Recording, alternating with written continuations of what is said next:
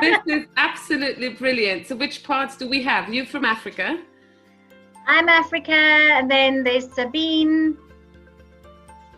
Okay, so we have plenty of Europe. Yes. Oh, we have one from Virginia for the Mid-Atlantic 99. Oh, wonderful. Hello, welcome, Susan. Oh, it's great to see you. And you. And you. This is brilliant. I've never done this before, honestly. There's so many of you, and I'm so happy that you joined in, and I can share my story, my first solo transatlantic crossing, which sounds like out of a movie, and it is a bit like out of a movie. Anyway, it was a super exciting flight, and I just noticed that the map is not exactly correct, but I will get to that. So the journey began actually 2 weeks before the actual journey began, because the flight planning in Corona times is well, very meticulous. So not only you have to get clearances and airspace clearance and landing clearances and technical landing permissions, but this time I had to call each airport separately and ask what their COVID precautions were, if I would have to stay in quarantine, or what measures would they have for me in place, or should I wear a mask, or so there were a lot of different things that I had to pay attention to, which is already super exciting without COVID. And with COVID, it was a notch tougher to plan. So it took me about 2 weeks to plan. I must admit that I have support. So I work for Diamond Aircraft Industries, and we manufacture these aircrafts. So I do have 2 colleagues who have done this flight before. And from them, I already got some idea about which route to take, which altitudes to fly, which frequencies to choose when you can't reach anyone, because that happens actually frequently over Greenland, and those remote areas are quite exciting to fly above. Because, can everybody hear me well? Just good, perfect. Most of the flights happened actually very remote from any normal daily flying business. So that was probably the most exciting and thrilling, and having, being up that north where your navigation is not always what you are used to. But I don't want to steal away for the further legs. First, I'm just going to describe. So after these 2 weeks of planning, getting the clearances, getting the flight plans filed, booking some hotels, getting all the information, getting permissions to land, and so forth, came the part where I prepared the airplane. And this is quite exciting. So obviously you pack your suitcase like you would on any trip when you travel. But so my personal belongings were the smallest bit that I carried with me. The biggest part was probably survivor gear. And just the fact that you're standing there and you're putting in survival gear, like, I don't know, like a flare, or survival food in case you get stranded in Greenland, or, a knife to protect yourself from, and you're like, from what? From a coyote? Like, what? So it's just so surreal to take so much survival gear, because that would mean that I need it. And luckily I didn't need it, but I had tons of just emergency equipment with me beyond the normal emergency equipment. So a big chunk was this survival suit, and I will show you pictures how that looks. It's very, very uncomfortable. And one of the facts about the suit is that it's tailored for men, which meant it was tailored for one of my colleagues. And this meant that up here, it was very tight, I could barely breathe. And on the hip section, it was also tight. So putting it on and taking it off was very difficult. And in the middle section, probably around here, it had a massive zipper to facilitate when you need to go to the loo. But it didn't help me. So I will get to the point where I tell you, and this is the most frequent asked question from all kinds of female pilots and 99s when I met them in Canada. This was the first question, like, how did you do it? So I will get to that. This is really exciting on how did I do it. But I don't want to, again, that will come up later. So packing the aircraft full with survival gear, and then of course oxygen bottles, oxygen masks, spare of everything. So 2 oxygen bottles, 4 oxygen masks, a life raft, a proper 2-seater life raft, then a life vest that was on me at all times, then the survival suit, then obviously headset, spare headset, tons of batteries, satellite telephone, flare, GPS tracker, and whatnot. I cannot even name all the equipment. And of course, like all kinds of, what are they, high-speed tape and cutters and scissors, and it would look like I'm MacGyver, like I would try to, you know, fix my airplane in flight. I had all kinds of technical stuff with me. Super exciting. What I did not have with me, and I actually made a cute little video that I'm unable to show you now, but I didn't bring a brush. So I spent so much time taking care of my first aid and survival gear that I forgot the most basic stuff to take a brush. And because you can imagine, every time I landed and there was super big wind, by the time I got to the Canadian 99s where I had my final landing, I was almost Rastafari head. And I remember asking Denise Egglestone, the first 99 that came across me, was like, do you have a brush? So this is just one side of the story, how I was focused on getting this professional flight done and forgot all about my personal needs. But again, everything was fine. I used my fingers, kind of. Okay, so packing the aircraft and a lot of food and drinks as well, just in case. I don't know if I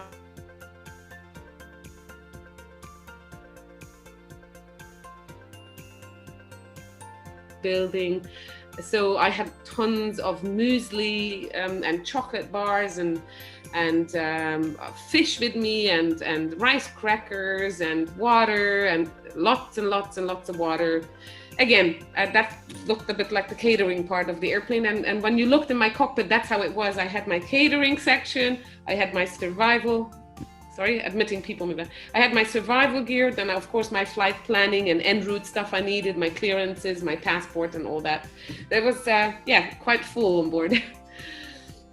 Okay, so the first day, which was the 15th of July, I took off from Wiener Neustadt, which is Lima Oscar Alpha November. It's in the middle of Austria, to Lübeck, which is right next to Hamburg, northern part of Germany. That was the first flight, and I will show you a picture about that. But here, that's a mistake. The second landing I did up here in Wick, which is Echo Golf Papa Charlie. I must have hit on my iPhone the wrong button when I got this done quickly just now. So Wick is the northernmost airport on Scotland. That was also just a quick refueling stop. And then I continued over to Reykjavik in Iceland, where I spent a night. So those were 3 legs, about roughly 1,200 nautical miles and 10 hours of flight time. So average, I had 10 hours every day, and this trip took me 3 days. That's 30 hours of pure flight time. Very, very tiring, especially because of, you know, oxygen, flying up at higher altitudes, having oxygen, taking oxygen. Being a single pilot, which is also, you don't have a moment where you can really just shut your eyes and relax. So 30 hours in 3 days, I dare say, is challenging. It's not multi-crew. You can't get up and just walk around. You can't get a coffee or anything like that, but still fun. So after the first night spent in Reykjavik, I continued the journey across Greenland, and this was probably the most breathtaking and exciting leg, and I do have some pictures for you. I will never ever in my life forget the first moment I saw ice swimming in the ocean. That big chunk of white ice, icebergs, and these, I don't know the proper English expression for that. I would say iceberg, even though it's not always a whole mountain. But yeah, seeing that in the water, and it's just out of a different world. I'm sure many of you already flew transatlantic or over the northern parts, but what I did is I tried to fly as low as possible for multiple reasons, to take better pictures, but also for oxygen and for to feel better, for better physical, to maintain a better condition throughout the flight. And flying so low gave me the possibility to really see these ices. And so partially I went down to 6,000 feet or 4,000 feet, which is unique, because in an airliner you would be up 30,000 feet or 40, and you don't see the way I saw it, which was really low, because there was no one to tell me not to fly low, and it doesn't really matter. So why not? Anyway, on the second day, the second leg of the flight took me, so this was a place called Kandalusak, which is its Inuit name, but it's also called Sandefjord Bay. That's the Danish name. And then the third flight of this day, where I spent the second night, is Iqaluit, That's again the Inuit name. And it's actually well known amongst pilots under Frobisher Bay. But again, that's the English name and not the local Iqaluit name. They prefer the local Inuit name. So this is where I spent the second night, which was a very interesting sleepover because they had a separate Airbnb, and I will get into that later. It was an isolation Airbnb for flight crew. And the last day, the last section was going from Iqaluit, which is already Canada. It's called Nunavut. That's a big part of northern Canada. I flew into an airport called Le Grand Rivier. And the fun part about this flight was that I just could not remember the airport. So whenever I had to, on the frequency, just announce where I was going, I kept saying Grand Marnier, which, if you're aware, is a liquor. It's so multiple times I announced myself flying to Grand Marnier, which of course I wasn't, but somehow no one bothered. Again, there's not that much air traffic up in northern Canada, and at the time I figured it's called Le Grand, not Grand Marnier, but that's just a fun fact on the side. And then the last flight, and all these flights average in 4.5 hours. So the last flight, and honestly, that was the point where I was like, I need to get out of this airplane. I do not want to fly anymore, at least not for a couple of days, was into London, Ontario. And that's where Diamond Aircraft, the company I work for, has a second outlet that's called Diamond Canada. And they produce Diamond DA42s and Diamond 40s, but they do not produce the 42. That's why we have to ferry. That's the job. So on the DA42, which is a well-known training aircraft in the US, they're used quite a lot in the US and also in Latin and Central America. Since Diamond Canada doesn't produce them, we need to ship them over from Austria, and the best way is to ferry them. So that's a part of my job, and this was my very first ferry flight, as it so happens during COVID. So, okay, I'm gonna show you pictures, and screen sharing has stopped. Okay, hang on, screen. And now it's, with you in the Diamond. Yes, perfect. Okay. Perfect. So that's actually on the day before I left. This is like 10 minutes before I hopped on board. This is the Diamond DA42. It's a light twin aircraft. And the fun fact about this aircraft is that we use diesel. We use actually Jet A1, just like the big birds. And it has a FADEC system, also like big modern aircraft, which is amazing.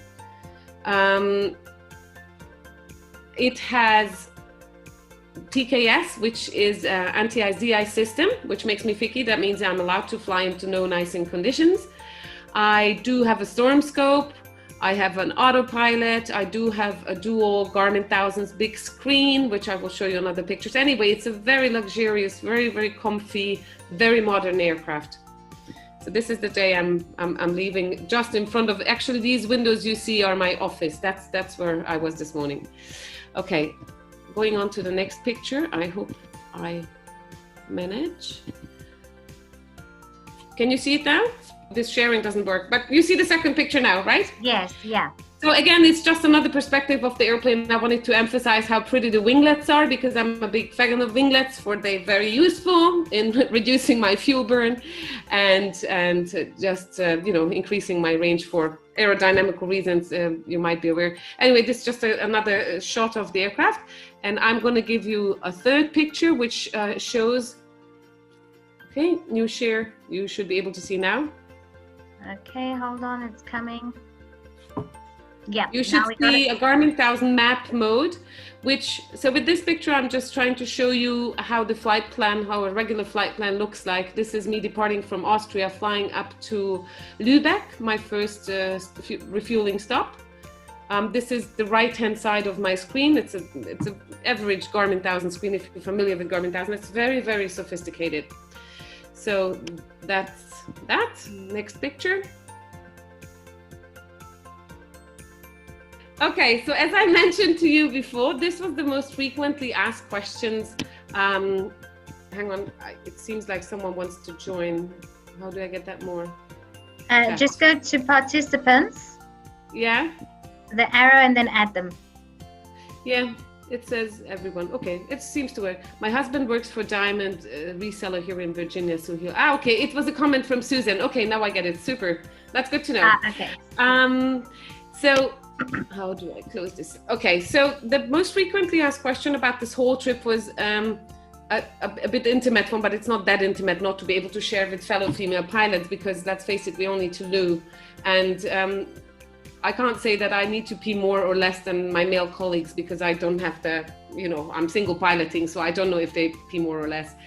But what I can tell you that if you fly twice 4.5 hours, pretty much the whole day you spend in an airplane, I cannot time when I need. So this device is pretty much what it shows here. It's a bag with an opening. And the trick is, when you're just wearing a normal pilot uniform, it's not that hard, because you kind of like step up onto your chair. I can put the seat back fully back. I just step up on a chair like little girls do in the forest or whatever, and you just pee into it. The difficulty really came on the second flight when I put on the orange suit, because the orange suit would not. The orange suit is meant to keep me dry. It's a dry suit, a dry survival suit, so I don't freeze, so water can't enter. That means it has a very tight rubber neck, and it's very tight everywhere. And I told you at the beginning that I only had the zipper around below my hip, around my waistline, which didn't help me. I couldn't use that as a whole. So what I had to do, I had to take down the whole orange suit, which took me about 8 minutes. I timed it, so that meant that I needed to do, you know, if I felt that it's about time, I needed to start the demounting, and it was difficult, because imagine this. So I'm wearing this orange suit. On top of the orange suit, I'm wearing a life vest. On top of the life vest, I'm wearing my oxygen mask that goes into my nose. On top of that, I'm wearing my headset. And on top of that, I'm wearing my seatbelts. So this is what I'm wearing, right? And on some legs where it got a bit colder, I'm a bit like a grandma. I had a blanket with me, which was over my knee. So that was additionally on me. So yes, if you notice that you have to go, Lou, that you need to start taking off all that gear, headset, oxygen, seatbelts, not necessarily in this order, and then get out of that suit again, which is very, very tough. So climb up the chair, try to force that suit down over your different body parts, and then do your business, and then the whole thing backwards. So honestly, it was not boring, the 4 hours, because if you just peed twice in 4 hours, that would already cover like 1 hour of being busy, getting dressed and undressed. Anyway, yeah, just a question that I've been asked so many times.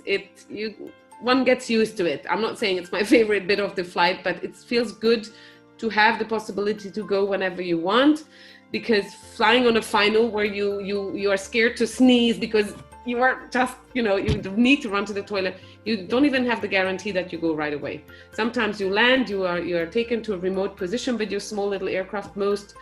Some big airports don't know exactly how to handle smaller aircrafts. I've been to remote areas in the world where I landed with this little Diamond airplane, and the handling agents just didn't exactly know what I needed. Like, they asked me if I need lavatory service or catering. I was like, no, this is a small airplane. Very nice of you, but no, I don't need that. So I'm just saying that sometimes they will guide you somewhere where there's no toilet, and there is still a bus coming to pick me up. And sometimes it takes me an hour from airplane to actually toilet. So it's good to know that I have these means. But obviously I can only use this during flight, where I'm in a safe altitude, far away from everyone, no sneaky peeky, and and yes, it's weird because you actually do look outside at 10,000 feet and see stuff while you're doing your business. So I dare say it's the toilet with the best view in the world. All right, enough of the pee talk. I'll show you some other pictures. Okay, here we go. See, what do you see now? Okay, now you should see. Now you should see. Yes, you should see feet. Okay, these feet belong to me. This is the lower part of the suit. And just so you imagine, when you put the suit on, above you, so underneath I have my socks and some comfy jeans or comfy sweatpants kind of thing. And then the suit, and it's completely closed from bottom to top. And on top of this, what you see, my feet, I still had to put, I'm wearing some kind of like caterpillar like worker shoes. So I'm putting these on top of that. And that is also not too comfortable to admit, because this is it's a bit of thicker fabric, and sweating is the smallest issue that you have with this suit. But to get your shoes back on, that's something. So after you put on the suit, you still have to manage to get your shoes back on. That's why I just wanted to show you this picture. Okay, I don't know what I did now, but the next picture is coming up. Can you see it? We're still seeing the feet. Okay, it's so funny. Now share, okay. Come on. What do you see now? Still the feet. No! We're not supposed to see the feet. Okay, what about now? On the second flight of this journey, this is going from Lübeck, Germany, northern part. It's very close to Hamburg, actually, and it's going to Wick, which is really the tip of Scotland. And this was the first leg I was wearing the orange suit, just to get used to the idea of wearing this. And you can see that there's already a very big section of water. Now, technically, I wouldn't need the survival suit because I'm flying a twin.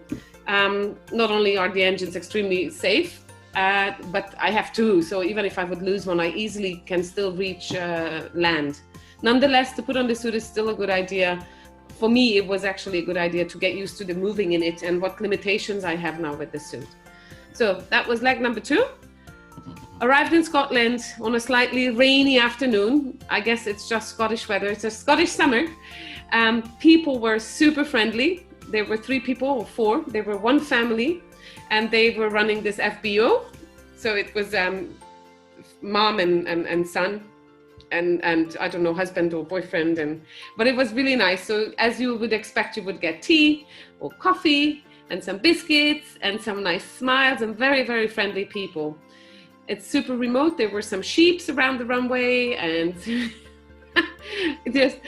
just out of another world for me. So just knowing that you fly from Germany to 4 hours and you get into this different world, what Scotland is already amazing. You've got to love aviation for giving you these options to be in a different place so fast. All right, next picture coming up. Okay, we are now going from the reason. So okay, here you see that I'm almost wearing the suit. I'm half wearing the suit. It's half of my arms. This is Scotland. As you can see, the aircraft is moist. The runway at best is contaminated. It was brilliant because after probably 100 feet, 200 feet, I was in the middle of the clouds, which is not a problem because 500 feet, I was out of the clouds again and it was beautifully sunny. Generally on the whole trip, I was extremely lucky. Weather has been absolutely brilliant, other than this little diving in and out of clouds here and a little bit in Iqaluit in northern Canada. I was lucky. It was almost cavalcade along the route, which gave me the chance to really see what's beneath me, which made this journey just so memorable. Okay, next picture coming up. I wish there was a better way, but okay, I'm showing you here now.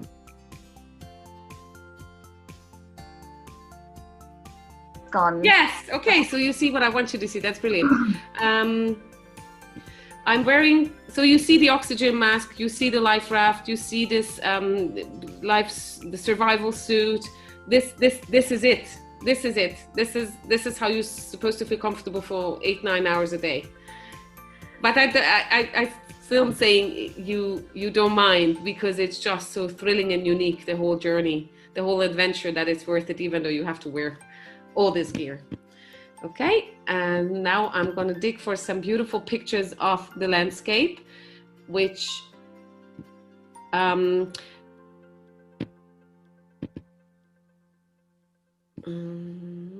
sharing.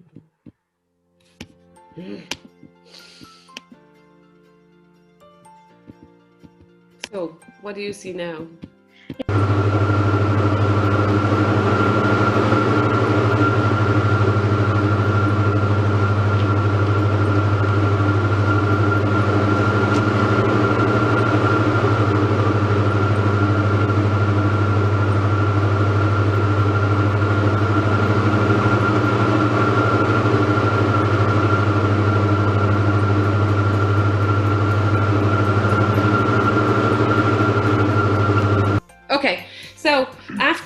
after Scotland, I flew into Reykjavik, Iceland, and I stayed in a hotel.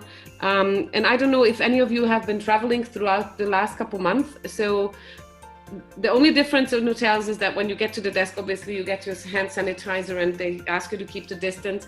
But the biggest difference I noticed in hotels that the breakfast buffet is not as you used to, that people just go and get their own stuff. Obviously for hygienic reasons they can't do that. So I've seen some creative thinking on the side of hotels. In Finland, I once got a bag, like a whole breakfast put in. They asked me to fill out what I want and they put it in a bag. They brought it to the room, so I had to have it in the room. Here in Iceland, it was like I could point at it and then they would prepare it on a tray and give it to me. But Iceland has such a low number of populations that they had very few COVID cases, and there was actually no COVID test required. I didn't have to do anything special, but I was not allowed to walk about in the city. So they took me to the hotel. I had to stay in the hotel, but I was allowed to use the sauna and you know, and on the next morning early, I went back to the airport and took off again. So this was definitely the most scenic and the most breathtaking flight from Iceland to Greenland, probably because this is not an area I have ever been to. This is not an area you have friends showing you pictures from, because it's just so remote. And what you have to know is that you can't really see it on this picture, but Greenland is a high plateau. So to fly over Greenland, even at 1,000 feet AGL, you need to fly 13,000 feet because it's very high elevation. So I was trying to fly as low as possible, but obviously it's very high. So it's a whole plateau and it's completely frozen over with ice. So what you see here on the screen is a bit tricky because it's brown. Reality is all you see is just white ice. It's just, but the most scenic and beautiful section, do you see the cursor that I'm moving? You yes. do? Okay. Yeah.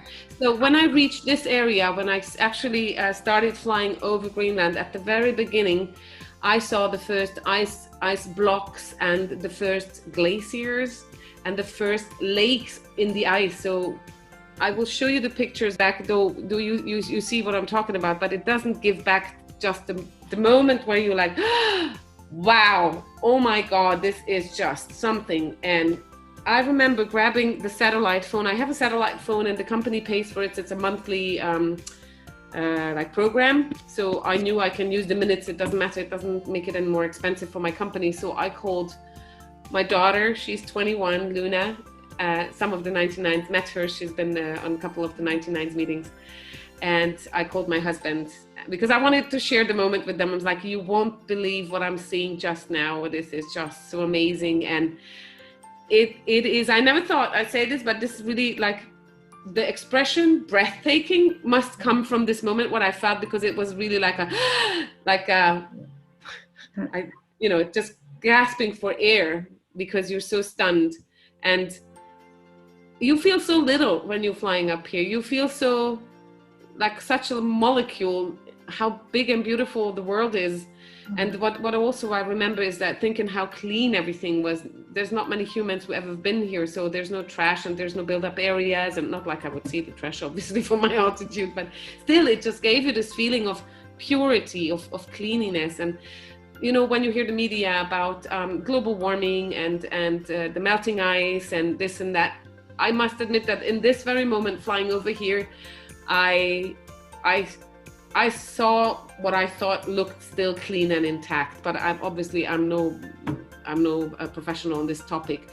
All I'm trying to say is that it looked just beautiful and clean and crisp. And I still didn't want to have a crash landing here or any kind of emergency because it also looked very, very cold. So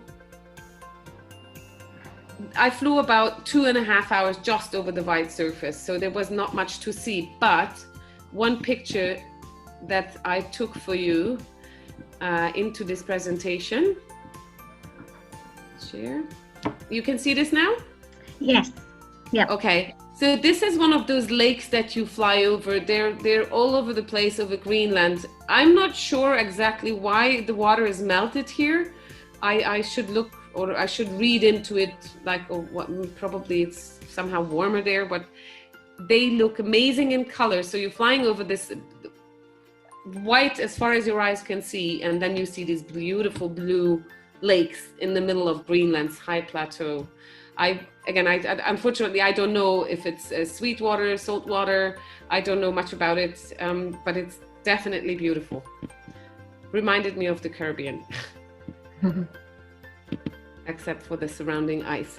Okay, I'm just gonna look for some more pictures. So my next landing was, as I already mentioned, in a place called Sandefjord Bay.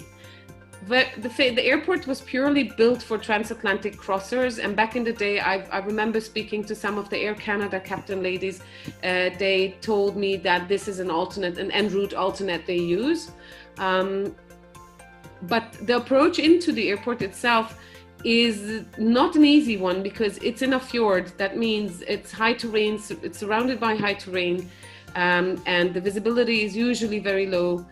And it's been exciting. Now, I was lucky because I'm flying a little twin. Obviously, for me, these maneuvers or whatever must be hard for a big airline of a different speeds is not as bad for me. This is. Do you see this now? It's a new picture. Yes. Yeah. Okay.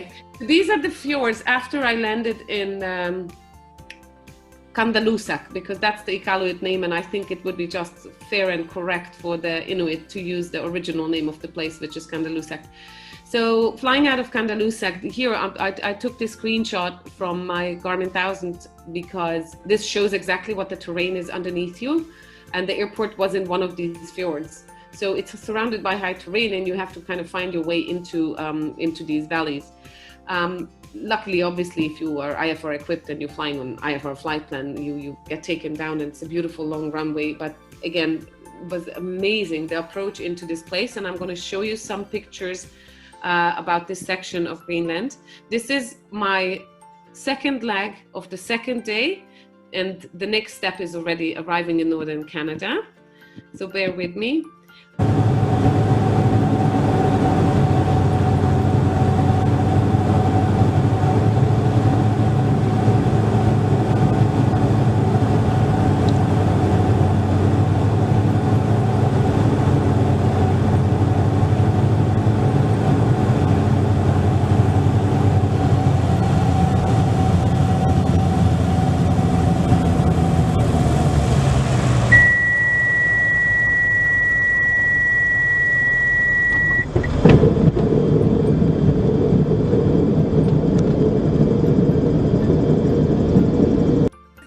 Take off from Kandalusak, heading now into Canadian airspace, but this is still on the Greenland side. And I thought this is something else. The water was so still and serene, and it showed the reflection of the clouds and the colors, with my wing being gray and how to do zoom. So this was the second and last flight of the second day, leaving Greenland into northern Canada. And it's so exciting because Canada is so big that most of the Canadians have never been to Iqaluit. That's the airport where I landed. It's just so off the beaten path. It's not a populated area. It's a wildlife preserve, but the whole area is called Nunavut, which means, I forgot, but it has to do either with fish or with bear, but obviously the Iqaluit, the local people will name everything like it's logical for me as well, after what surrounds them. So I know that Iqaluit itself, the airport where I landed, meant much fish, a lot of fish. So the name Iqaluit means a lot of fish.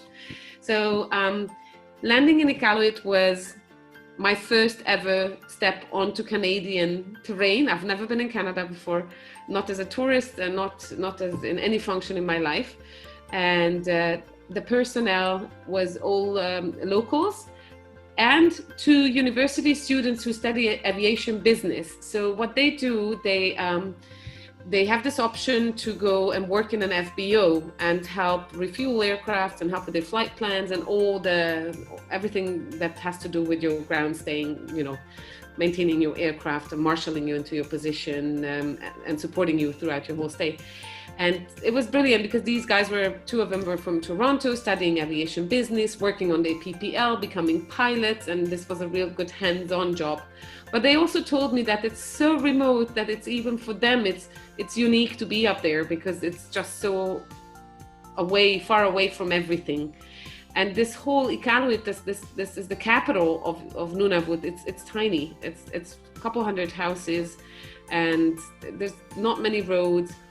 And I remember that the specialty in the airspace flying in this area was that finally I had some company in the frequency. It wasn't as quiet as before because there was a lot of medivacs. So I've been told from the Canadian 99s that because there's no hospital up here, if anything happens to these people in this region of Canada, they get medevaced back into Toronto or Montreal or Edmonton or any other bigger city, but there's absolutely no hospital.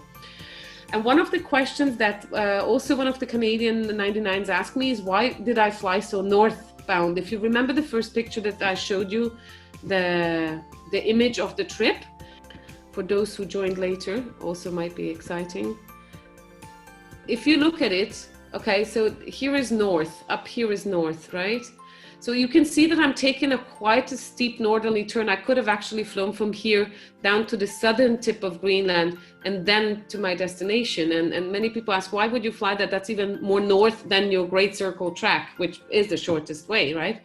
But because I don't have HF, I have to use my standard VHF that this aircraft is equipped with, or that generally small aircraft are equipped with.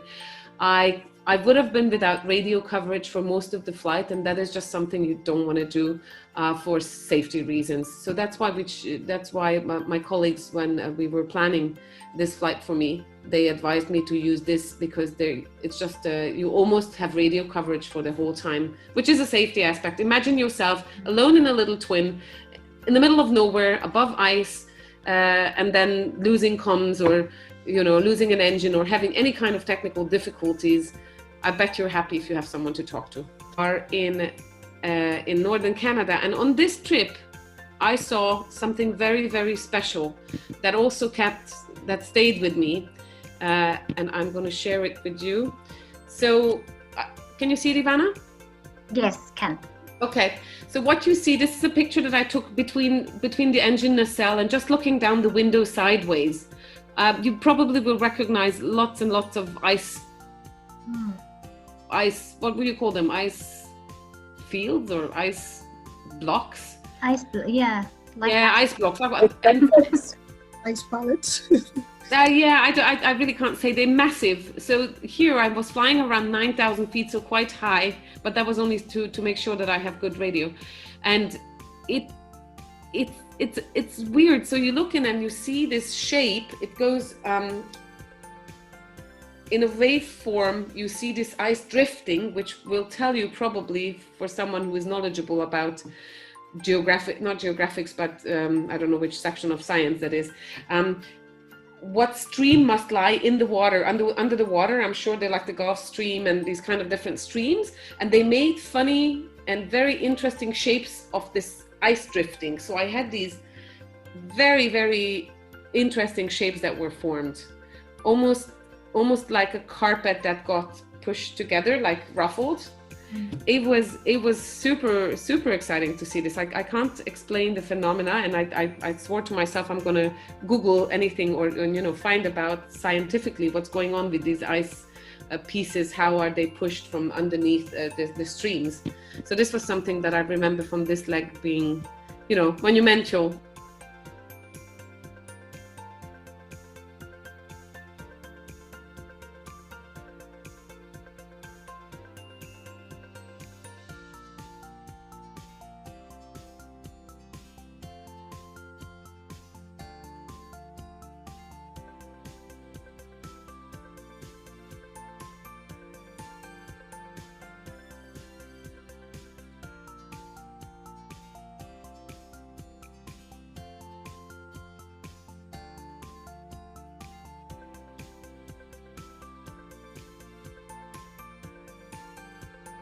New share, boom.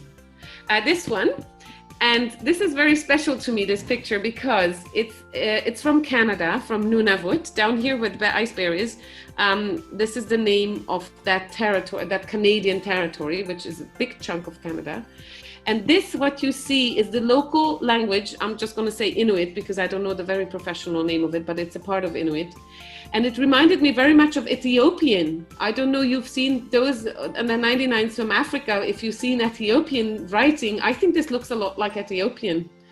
I thought it was precious. And also, especially these two signs where it's obviously saying, try not to shake each other's hand, don't hug.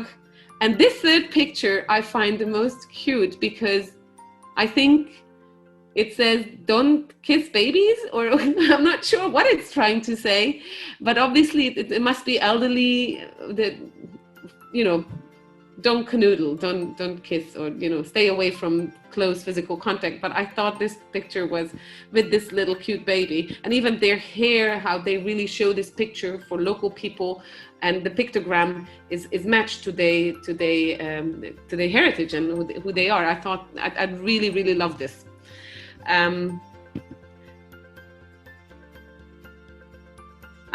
Okay, here we go. Oh, the moose. What do you see? What do you see? Moose. That's lovely. Oh, the moose. Okay, so this moose collection is my blanket in the Airbnb, which is a separate COVID-19 Airbnb for aircrew arriving in Iqaluit. So if you happen to be aircrew, you will go to your FBO. They take care of your passport, landing fees, refuel your aircraft, tie it down for the night. And then they ask you, they show you like menu cards of different restaurants. You get to choose what you want to eat. And then they take you to your Airbnb, which is much like a holiday house. And they bring you the food to your house because you're not allowed to actually leave. So you can go in front of their house and walk around it, but you're not allowed to mingle because they have 0 COVID cases in Iqaluit. And obviously they can't, this is so remote, there's nowhere they can drive or walk where they will meet other humans other than the air crews arriving there. And this is also a well-known airport amongst Canadian pilots and amongst people who do ferry flights, because this is one of those northern airports where people go to spend the night, refuel, and continue their journey. I love the blanket. That's why I took the picture. I love the moose. Okay, another picture I'm showing you, and it also shows maybe a little bit of of my private side. So my hobby, apart from my job and my passion for aviation, I'm a little bit of a linguist. I love checking out new languages and handwritings and writings and letters and the whole science behind it. And this is what I also studied at university. Again, I love this sign. I have a similar one in Arabic where it says stop, and above you have the squiggle, and below you have the look. Here, obviously, you have even in French, and then you have it in Inuit, and then you have it even written in Inuit. So I thought this was also precious. This is, by the way, the entry sign into the aerodrome, onto the air side. All right. Let me see. Okay, one picture I have here to share. This is the lovely, that didn't work, did it? Yes. Can you see now? Yes, yeah. Okay, so this is the lovely team that greeted me there. The students that study aviation science and study to become commercial pilots, and it's unfortunately it's an ice bear on the wall. Felt for it, but still, it was there are pictures on the wall with this ice bear and different Hollywood stars who have spent the night in Iqaluit, or they made some movies, or there was, wanted to say it too quick, not Penelope Cruz, but anyway, it doesn't matter, Johnny Depp and some actors who had some movies, and they were in this FBO and took pictures with exactly this ice bear, so that's why we did it. Anyway, and everyone is partially wearing masks here in mingling. So these were pretty much the only humans, or the first humans I met since the lovely Scottish who offered me tea. The rest was like very distant and very professional and still very kind, but this was the first like human goofing around and laughing, and it felt good to be amongst humans again, not like, you know, it was only 2 days. But for people who know me, I'm a very sociable person, and being by myself for 2 days without a lot of human interaction is not exactly my cup of tea. Yes, Ivana. Sorry, Fanny, these are, where is this again? In the north? Iqaluit, Northern Canada. And they are Inuits? No, they're not. The workers, generally everyone who worked there was, but these two guys, they study in Toronto or in some other university, aviation science and aviation safety, and they have their PPLs or they're working on their aviation career. This gentleman on the left, I know he was actually half Saudi, half Canadian or something. And this other guy was local Canadian. And they were super friendly. But the staff, like the marshaller and the refueler, they were all locals, which I also super enjoyed. I mean, I read up on the internet a lot about the culture up there, because for me, it's just beyond. They're so isolated. They're so far from anything and from anyone, and obviously they don't have a Diamond or any small airplane to hop into and fly, and they're not like me, who was lucky enough 4 hours later to be greeted by the 99s. Yeah, so anyway, lovely guys. So now comes my last two flights. This is the third day. So the first flight took me to Le Grand. Now I know how it's pronounced, and I'm trying to get a picture. I'm not sure. I'm sorry, unfortunately, I don't have a picture, but instead I will just give you a quick summary at this point. New share and share. So this is what I had this well prepared in the presentation, just to give you an overall idea about my flights. Okay, so this is not nautical miles. For some reason, this program that I use, it's called Great Circle Tracker, uses statute miles. So these are not nautical miles. Nautical miles was 4,100. But roughly, it will give you an idea. Also on the course, which is quite interesting, my headings that I flew, roughly, going up to the north, like literally flying north, northwest, north, northwest, northwest, west, and then southwest, southwest. The last two flights were like going more southerly. You have to know that London, Ontario, and Austria, Wiener Neustadt, where I departed, they're roughly on the same latitude. So this is quite exciting that I literally did fly this arc. Okay, going back to the last couple pictures I have for you that I was able to.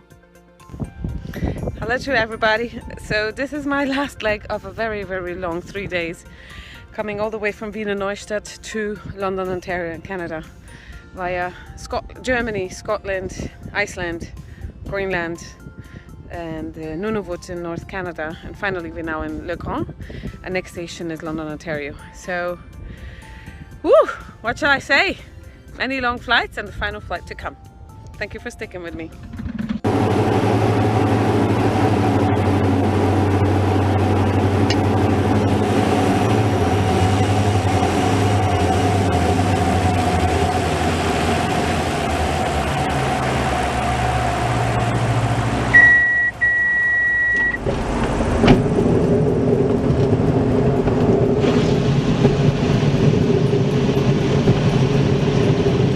So here is probably one of the most monumentous pictures of the journey. Yay! Ta-da! Yay! So my last leg, going from Le Grand into London, Ontario, I was greeted by the Diamond employees, and they informed me that there were ladies who wanted to meet me right at the apron of my company, but they were not allowed in because of COVID-19 measures.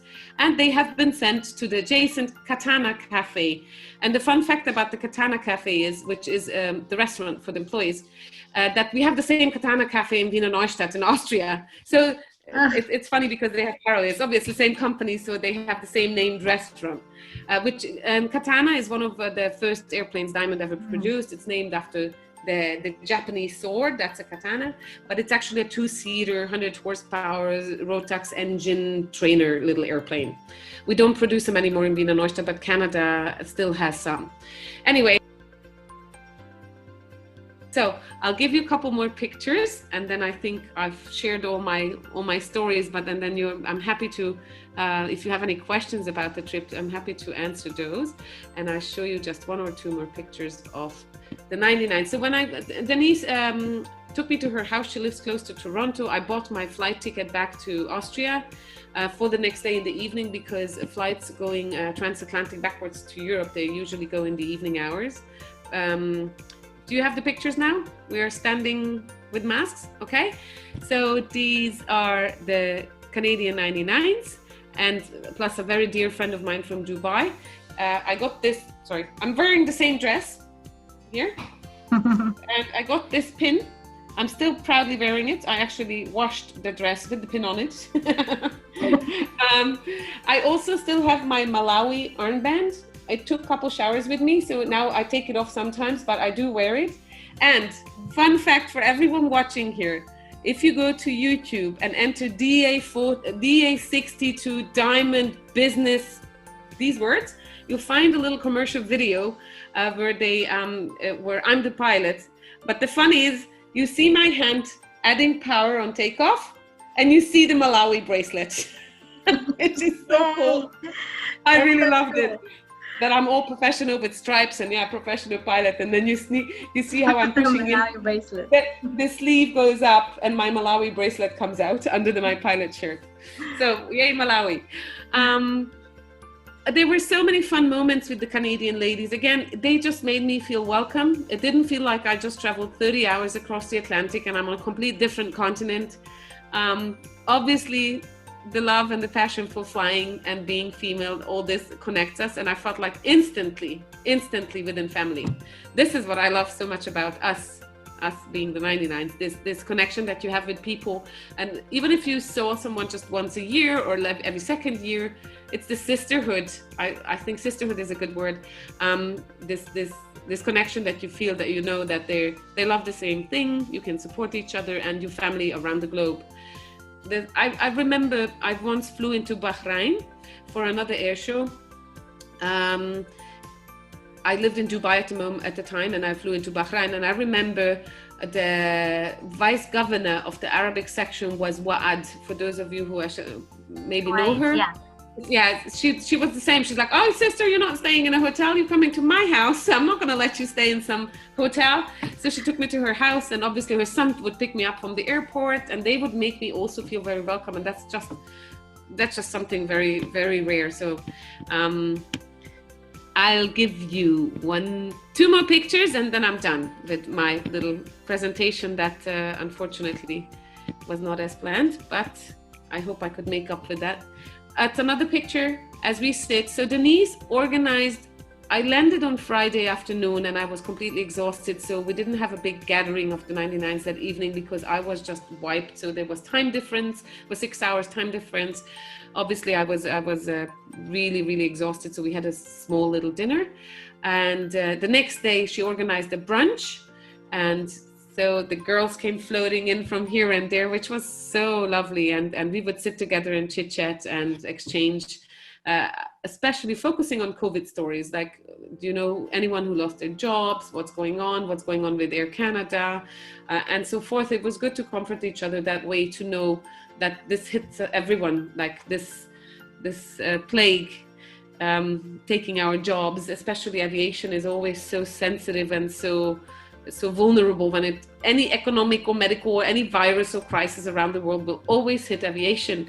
And those of you who have been in aviation for a longer time, like I'm 43 now, I've been in aviation since I'm 18.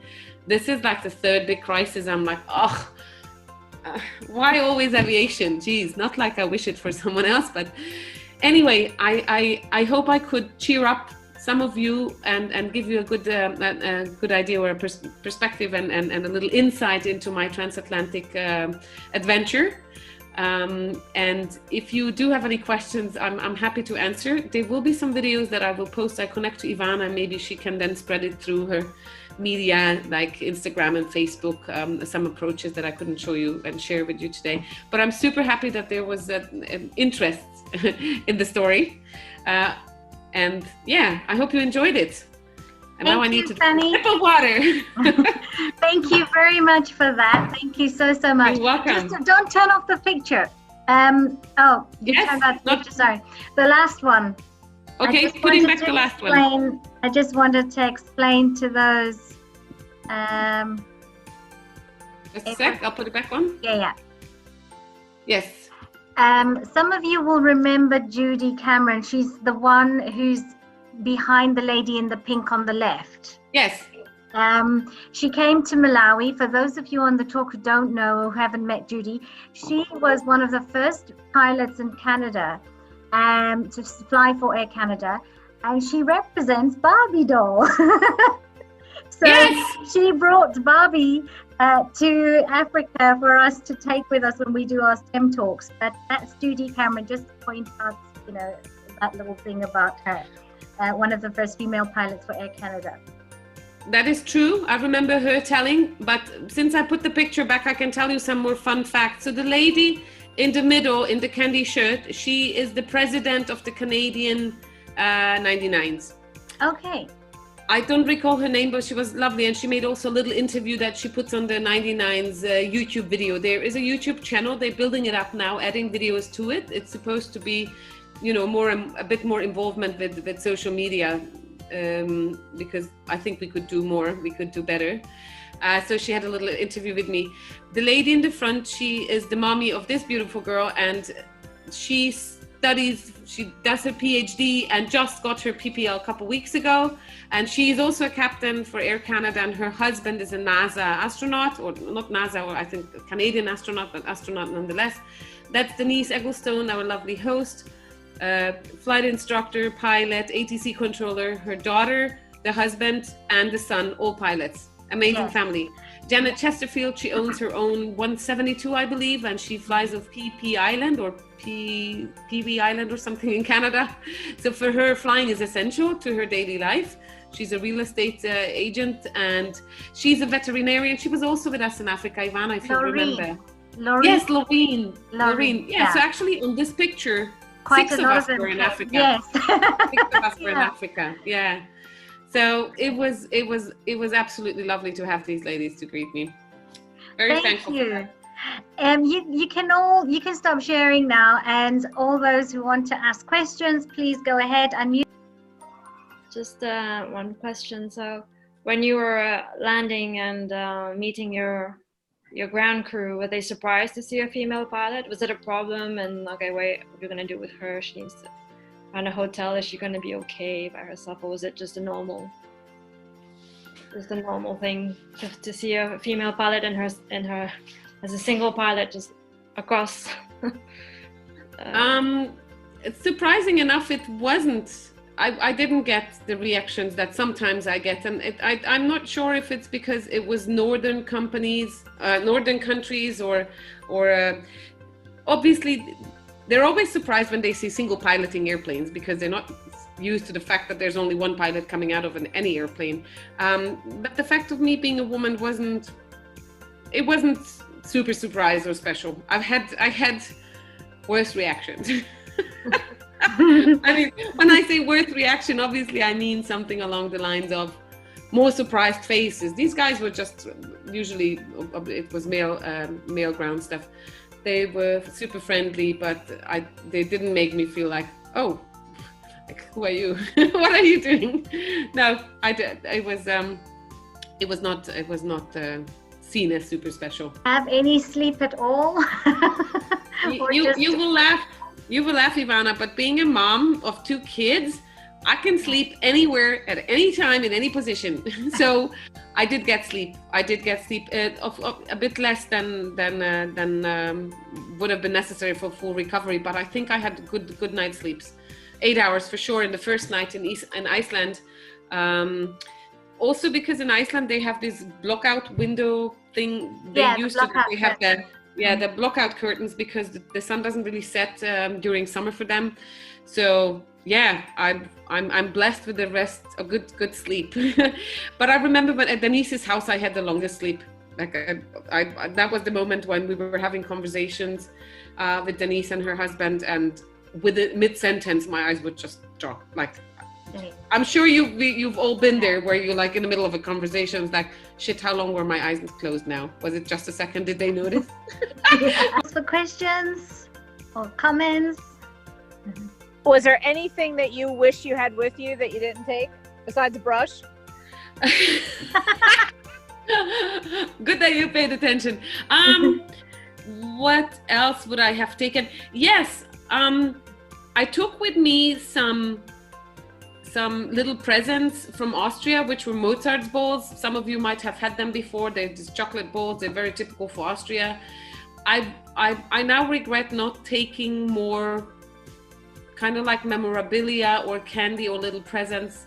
I would have loved to given it to the ground stuff, which I didn't do. I usually take with me either pins or diamond stuff, but through the haste of the whole preparation, I didn't take anything with me to give these people, like baseball hats or pens or candy or chocolate, you know, the little tokens of thankfulness when you land somewhere, and especially in these remote countries and these remote airports. I'm sure they would have appreciated. So, but as in of equipment or so, I had everything. Other suit, I would have loved another suit.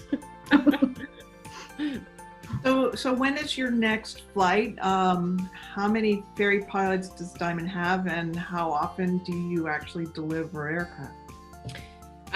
So delivering aircraft is the main part of my job, but due to COVID-19, we're very restricted. So we have about 35 aircraft on the ground at the moment that need to be delivered, 35. Wow.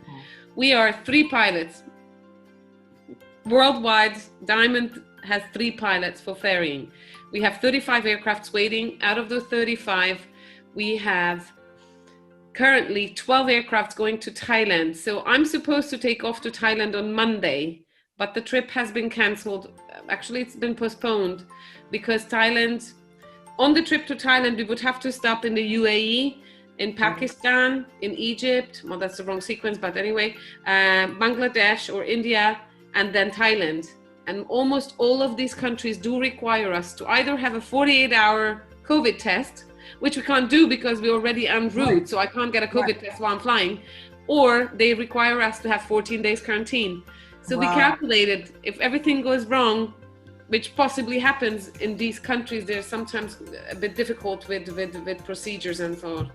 It could be a trip that would take us 2 months because we would be in quarantine everywhere, and the company cannot afford to have 2 of their pilots being in quarantine. We hope that September, October, things get a bit better. So we have 6 aircraft that wait to be taken to Nigeria. Though Nigeria is difficult, not just due to COVID, but also for safety. It's with our foreign ministries, so each country has like a safety level in Nigeria, especially that area. So the aircraft need to go to northern Nigeria to some flight training organization there called, I'll produce the name in a second. Anyway, that is the area where there's always a bit of violence. So yeah. No, they usually have violence in there. Yeah. You with no faith. Kaduna, maybe? Yeah, say it again. Kaduna. Yes, Kaduna. Kaduna, that's the one. Kaduna. It even says on the airplane, it says Kaduna. It says Nigerian Aviation Academy or something. Exactly. Those are the airplanes. We had them done in February. The big official handover to the owner was in February. We were supposed to ferry them out first week of March, and it was already COVID in Italy, which would have been our first fuel stop, going over to Africa, North African, that area, and then Algeria, and then we already said no, we can't do it. That's too risky. We're going to be in quarantine in Italy, then we're going to be in quarantine in Algeria, and then we're going to be in quarantine in Nigeria, and that's going to be a very long trip. So we canceled it. But back to your question, Susan. My main job is to ferry, but most ferries are. A lot of them are within Europe, meaning Finland, Norway, Italy, Sweden, UK, Greece. And the longer trips I've done last year, I've done at least 6 or 7 ferries into Saudi Arabia. I've been like twice to Oman, and I've been to China, which was also that was the longest ferry I've ever done. That was a 9-day ferry going to China. That would be a whole new Zoom session with you ladies, my stories over China. But yeah, we only have 3 pilots and we cover everything. Everywhere, I know. Well, the US-Canada border is closed, and so the Canadian Diamond pilots there have figured out a way to actually deliver aircraft by them taking it to Buffalo, and then we can go pick up aircraft in Buffalo to deliver to the United States. So Okay. people are trying to get around all kinds of things right now in all kinds of ways. I do understand. Yeah. I remember we wanted to go. I've never been to Canada before, and we wanted to go to the Niagara Falls. Denise wanted to take me. Denise Eggleston from the Canadian 99s, but she said it's currently up.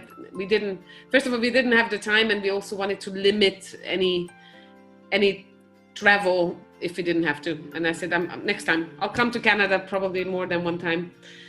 Yeah. Do you all Well, deliver to? Sorry. Oh yeah, one of the pictures I have of my 62 that came from Austria is the ferry pilot flying over Niagara Falls. Oh, cool.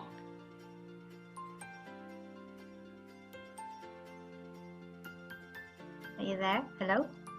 Yep. Sorry, Fanny, I was going to ask, do you guys deliver to Malaysia? Because there was a diamond center in Langkawi, right? We do. We do Okay, deliver to nice. Malaysia. We have Yeah. numerous 62s, 42s, and 40s in Malaysia. Yes, they're a big customer. They have like an assembly line there, I think. Or they used to assemble. What they do is one big chunk of Diamond aircraft is what's called diamond sensing. Those are special aircraft, and a lot of them are used in Africa. Actually, Botswana has a lot of diamonds. Yes. They use them for poaching, poaching surveillance. Yeah, surveillance. And similar to that, in Malaysia or in Thailand, Air Force likes to use diamond aircraft. They have cameras mounted on them and all kind of geodetic measuring whatever systems. Yes. And even those airplanes are ferried by us. So yes, Okay. we have in Malaysia, they have a special place where they are allowed to reassemble airplanes that have been. So when these sensing airplanes are taken, the cameras we take down. Yeah. We put them in the back of the airplane. They're too valuable. One of these cameras is worth as much as a DA42. That's like $1.5 million. And the cameras are worth just as much. So they're taken off, put in the back of the aircraft and bubble wrap. And Malaysia has this station, that one that you mentioned, that is allowed to reassemble the whole thing. Also, a lot of airplanes, if they're not ferried, they go in a kit.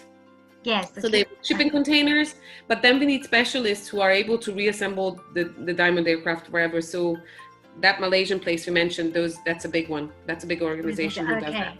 They used to do that at Gamston.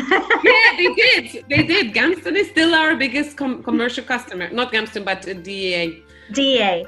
Well, Yeah, DA. before it was DA, when Henrik was there, and the sensing aircraft that you talk about, the military specs that come to Africa and other places, I used to go and sneak, but because I knew all the diamond stuff, they'd let me have a look. So it was very interesting seeing all the, the assembly line and stuff like that. Yeah, yes. For everything, thank you for the wonderful presentation, and see you all. Have a lovely weekend. Thank you for organizing this. This was great. It was good to see you all. Thank you. Sure. Take care. Thank Bye. This is Fanny out. Bye. Bye.